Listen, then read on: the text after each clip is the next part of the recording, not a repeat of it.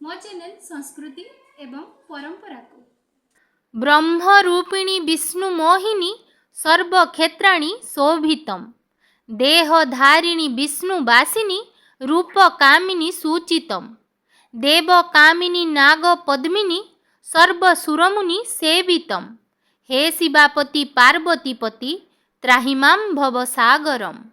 शिव विवाह उत्सव एवं शीतल षष्ठी। शिव विवाह एवं शीतल षष्ठी ओडिशार प्रमुख गणपर्व। जदिओ संबलपुर रे शीतल षष्ठी प्रसिद्ध किंतु श्रीक्षेत्रर शीतल षष्ठी स्वतंत्र तथा अनन्य। श्रीक्षेत्रर शीतल षष्ठी को मुख्यतः तीनोटी पर्याय रे विभक्त करा जाइछि। प्रथमतः कन्याचरी नीति, द्वितीयतः शिव विवाह उत्सव, तृतीयतः गुआली यात्रा।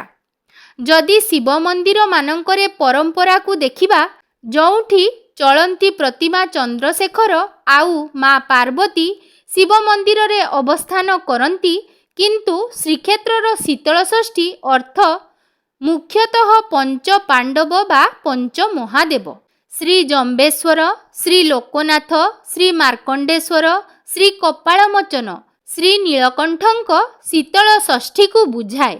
पंच महादेवଙ୍କ चलंती प्रतिमा माने अन्य शिव मंदिर भली निज मंदिर रे न रही श्रीमंदिरर दक्षिणी घर जोठी श्री मदन मोहन रहंती आउ भंडार घरे रहंती। केवल लोकनाथ भंडार घरे महामंत्री पदरे रहंती आउ बाकी चारि महादेवଙ୍କ चलंती प्रतिमा माने दक्षिण घरे रहंती। ए महादेवଙ୍କ पार्वतीଙ୍କ प्रतिमा माने निज निज सेवकଙ୍କ घरे कुमारी झियो भावे रही थांती। शिव विवाहर पूर्व दिन अर्थात ज्येष्ठ शुक्ल चतुर्थीर संध्या धूप सरिले पंच महादेवଙ୍କ चलंती प्रतिमा माने निज निज सेवक घर को पालिंकी रे विजे हुअंती। सेठारे भोग वंदापना बढ़िला परे निज पार्वती को संगरे नहीं निज मंदिर को विजे करंती। ए नीति को कन्याचरी नीति कुहा जाए। एठारे प्रश्न उठे, शिव कौन सतरे पार्वती को चोरी करी विवाह करिथिले? उत्तर हब ना। तेबे एपरी नीति पछरे एक कारण अछि।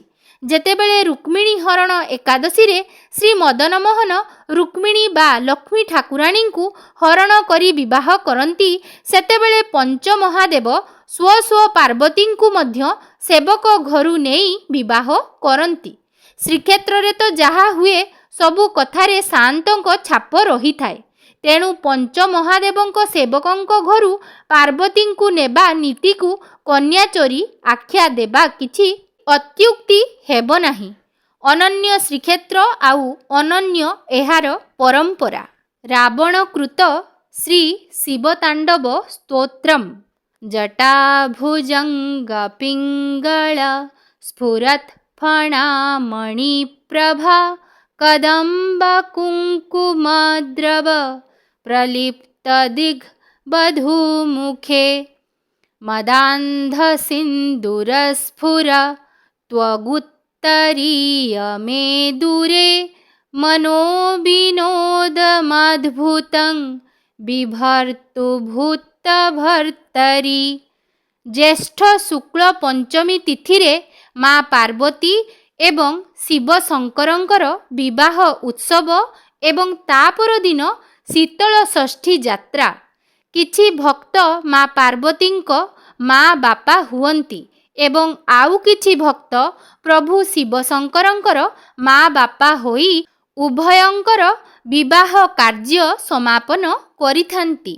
साधारण बाहाघर परी पारंपरिक रीति रे प्रभु शिव शंकरंकु बरजात्रीଙ୍କ सहित बड़ धूमधाम रे माँ पार्वतीଙ୍କ घर को नहीं वैदिक रीति रे विवाह करा जाए। रंग बेरंग चित्र रे सुशोभित रथ रे शिव शंकर एवं माँ पार्वती को अणा जाए।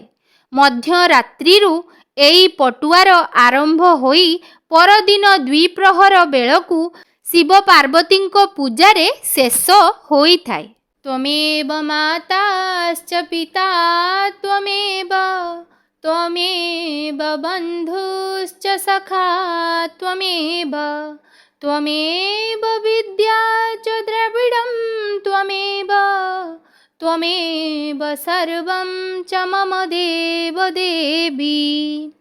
तेबे पवित्र ज्येष्ठ शुक्ल पंचमी बा देव दंपति शिव पार्वती विवाहर पावन अवसर रे महाप्रभु शिवशंकर एवं माता पार्वतींकर विवाह उत्सव किपरि भावरे खूब धूमधाम एवं आडंबरर सहित पालन करा जाइथाय एवं महादेव किपरि भावरे पालिंकीरे विजे होई माता पार्वतींकु विवाह करिबा पई आसीथांती सेही दिव्य दुर्लभ मनोहर दृश्यकु आमे माने मध्य आगकु भिडियो माध्यमरे देखिनेबा चालंतु।